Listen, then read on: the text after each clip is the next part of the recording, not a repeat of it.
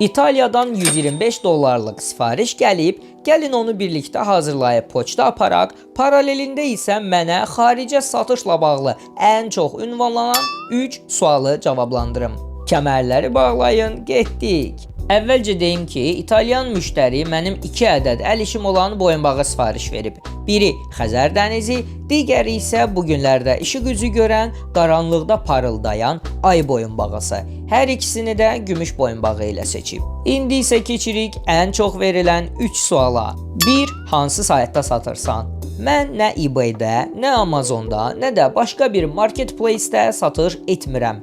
Beynəlxalq sifarişlər üçün məhsulumu Shopify üzərindən açdığım şəxsi mağazamda sərgiləyirəm. Aylıq ödənişi də təxminən yanılmıramsa 40 dollardır. Sayt yaratmaq üçün texniki məsələləri ödənişli xidmət almışam.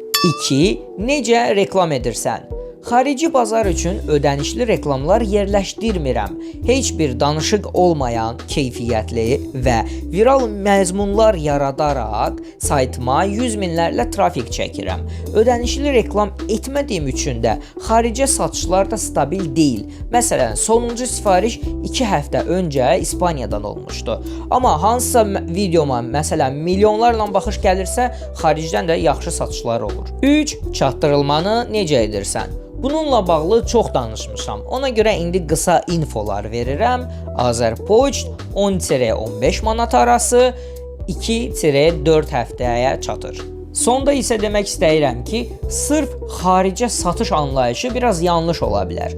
Əgər onlayn satış etməyin özünü öyrənsən, axır əvvəl xaricə də satmağı bacaracaqsan. Əgər paylaşımlarımı ölkə üçün faydalı hesab edirsənsə, profilimdəki linkdən əl işlərimdən sifariş edərək davam etməyim üçün dəstək ola bilərsən. Sonda isə devizimizi unutmuruq. Həyat gözəldir. Düşünərək onu qəlizləşdirmə. Çünki sabah daha da maraqlı olacaq.